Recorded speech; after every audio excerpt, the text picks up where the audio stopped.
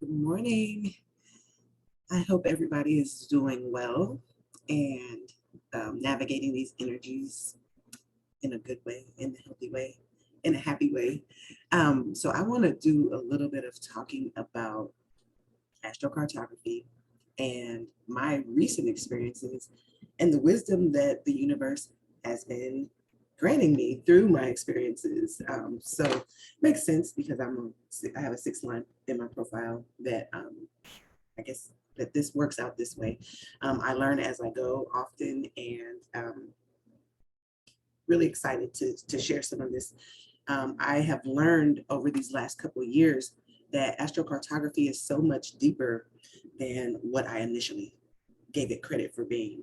I've been using it a lot to find these perfect positions and also to experiment and see what certain things feel like. Like, what does it feel like when I'm in the energy of this planet versus this one, or when I'm a little bit closer to a planet on an angle than when I move away from it. And so I think one of the biggest things that um, makes the way I do it different. I think it is a little bit different because often what I hear or see is that people are looking primarily at just planets and their conjunctions to the angles. So there's 4 angles in the chart: the ascendant, the descendant, that's an axis, and then the midheaven IC in another axis. And so often, like when you go to a regular astro map, usually what you're seeing is just the conjunctions that are being made to one of those angles by the planets. And yes, that is important. It helps us get an idea of, or it helps me to get an idea of overall energy dynamics across the globe. But it can get a lot more detailed than that. So when we start looking at things past just the conjunction, we start looking at all the aspects that are being made from planets to angles. I think it really deepens the story that is being told, because sometimes what will happen if you look on your astro map, you might have a planet that is not in your current location, like at all. Like it doesn't show up. Like if you live in the US, your Venus line might be not in the US at all. So, what do you do if that's your strongest planet and you want to get into the energy of the Venus, right? But that doesn't mean that there's not trine lines or that there's not other aspects being made, even down to like semi-squares, semi-sextiles, noviles, and things like that. And all of those can create energetic dynamics where you'll feel the impact of them in your location, and they can create a lot of benefit for you in your location, especially if that planet is a strong planet for you. Now, one of the things that I'm experimenting a lot more with is incorporating the fixed stars. And I have found this to be extremely, extremely helpful in giving me more information in detail about what's going on for myself and someone else in a location. That's what this focus is today really going to be about, or be on, is the fixed stars in astrology. So some surprising impacts that can be made from the fixed stars. This is really interesting because really surprising impacts can be made by these things. So what is a fixed star? A fixed star is an object in the sky that appears not to be moving in relation to the other objects in the sky. They do move over time, but they move as a group or as a constellation. So it's different than like the movements of the planets, which they call wandering stars. This is one of the biggest differences between what the ancients used to consider planets. They called them wandering stars, whereas they could, the fixed stars didn't move. The planets visibly were moving. So they often place more importance actually on the fixed stars than the planets themselves. And it's said to be activated within a 1-degree orb. Now, recently I was doing some research, and an astrologer mentioned that he felt like that the impacts could be felt like up to a 3-degree orb when we're looking at the aspects. I do believe that the one aspect from my personal experience and from what I feel when I'm in a said location is going to be the most accurate. So I go with the 1-degree orb with this. So I just kind of talked about that. You know how many people only are looking at the conjunctions in relationship to the location. There's really a lot more involved. These fixed stars make a huge difference in the experience that we may be having in a given location.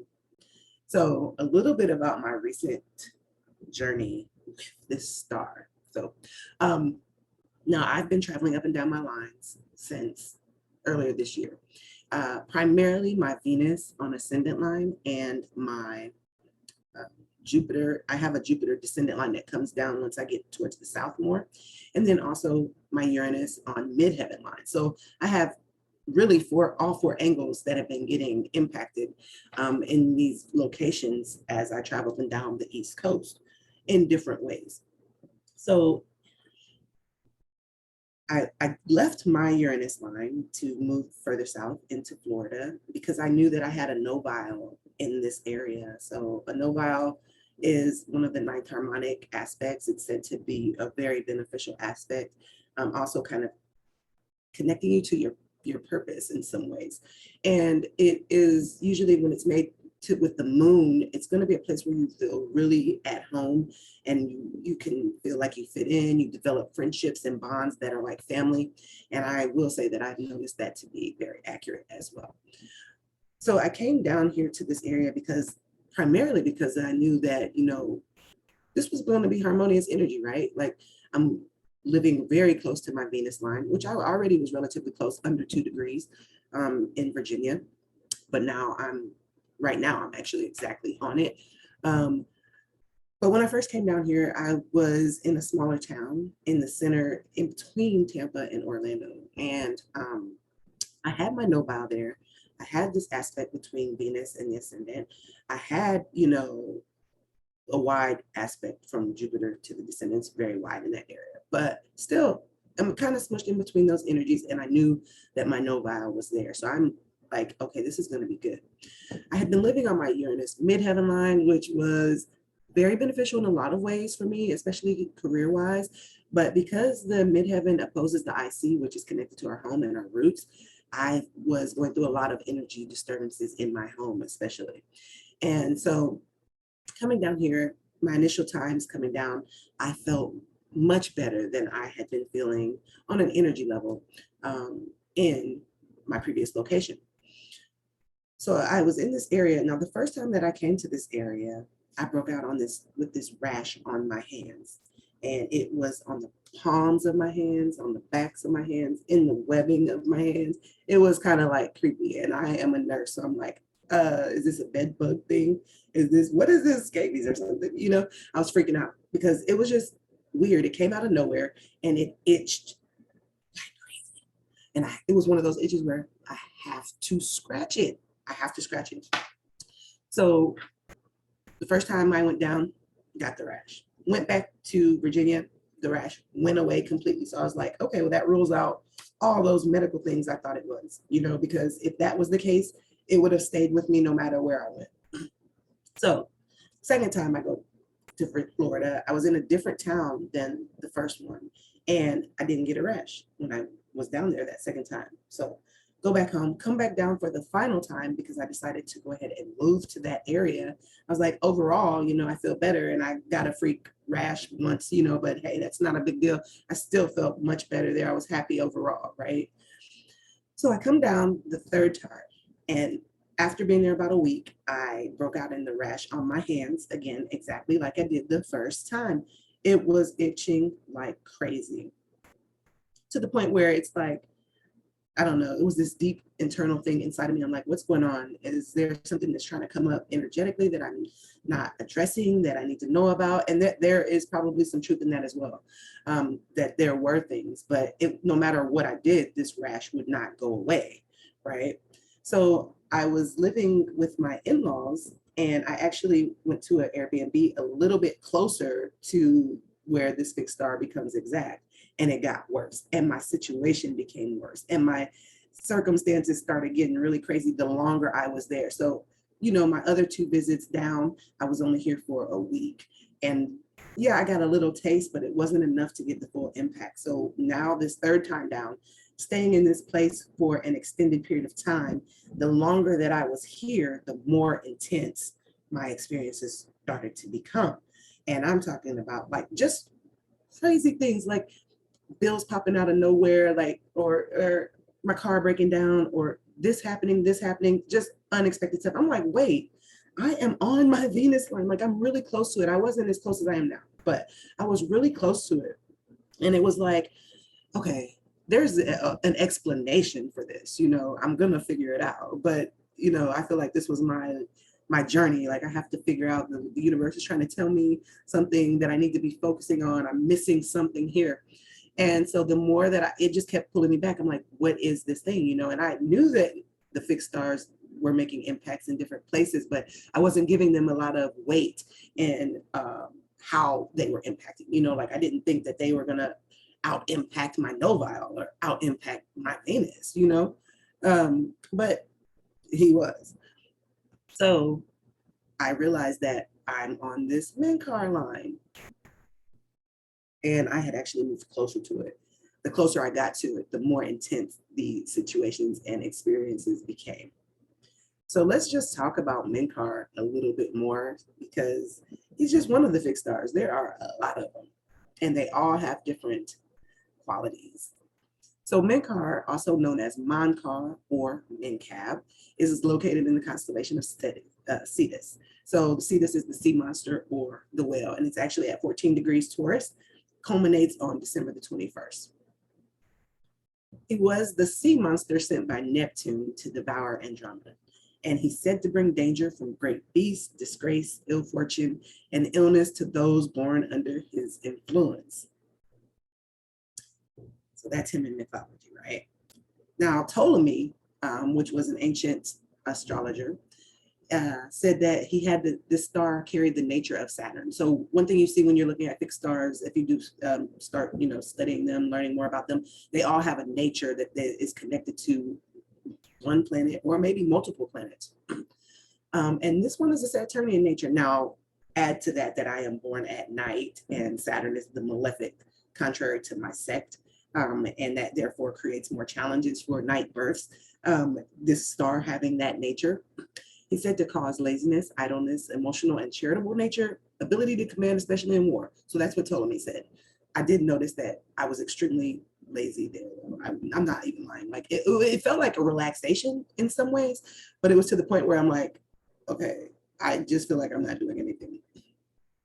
So some other associations with this fixed star are disgrace, ruin, sickness, loss of fortune. Hello, I was experiencing that. Impediments of all kinds. Yes, that too. Worries, and tests of endurance. All of that. So it was just crazy that in hindsight, coming back and looking at what was going on in this area. So this is actually just like a picture of what my relocated chart to that location that I was in looked like with my experiences with Menkar, which I kind of already talked to you about, but it's interesting to look at how close this conjunction is. Like I mentioned before, fixed stars, usually we give them a 1 degree area of separation. And here, this is my IC at 14 degrees, and Menkar is exactly conjunct that IC point in the 5th house. Now you can see too in that area though, Venus was very close to my ascendant, quite close. And then this is my descendant, Jupiter is quite close to that, even though out of sign, still close. But Venus was, I mean, a little bit over 1 degree outside of my Venus line, still very, what I would consider a very close conjunction. So this was an interesting dynamic, like, and I was only really able to start thinking about this when I was out of that immediate threat, you know, like when I was out of discomfort and dis-ease, I was able to come back and look at this from a different perspective. So some more modern associations of this fixed star Menkar represents the human and the collective unconscious. A modern association of the whale is actually that it's a record keeper of our history and gentleness. And so this astrologer Mark Dodek said that perhaps the monster represents the monster within that is attempting to transform itself to gain greater understanding of its place in the great collective of society. That was deep. So again, in hindsight, I can see how that there was still a lesson in this for me. There was a lot of opportunities for growth. It definitely pushed my mental stamina and it tested my endurance. It really did, because it was like, I feel like I'm going to lose it. It's so uncomfortable. What do I do? How can I make this stop? And it was hard to just sit with what was going on. On the flip side, I will say that while I was in this area, I did have a lot of deep rooted emotional stuff that was coming up that I had no idea was playing an impact in my reality consciously. That was getting cleared here. So my discomfort did actually lead me into some deep healing.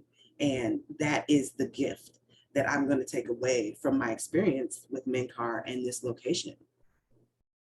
So the more that I journey into astrocartography, relocation astrology, the more I realize that there is something that each location is asking of us. There's something that each location is trying to teach us if we can sit and be with the message, myself included.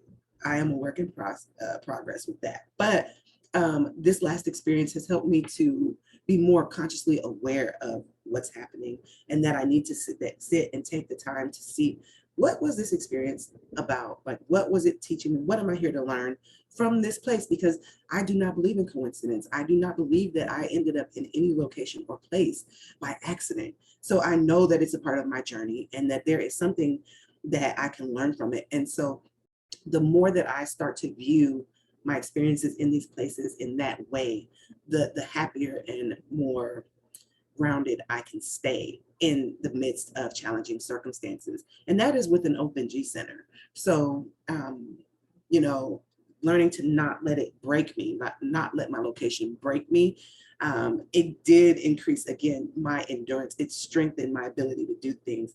So I feel grateful for this experience. And I would ask all of, everyone, what is your location asking of you?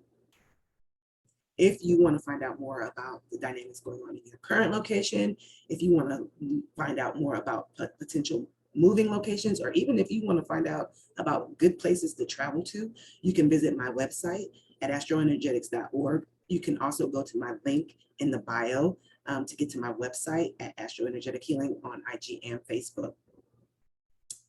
All right. Thank you. And I hope that you are navigating and continue to navigate this Mercury retrograde period well.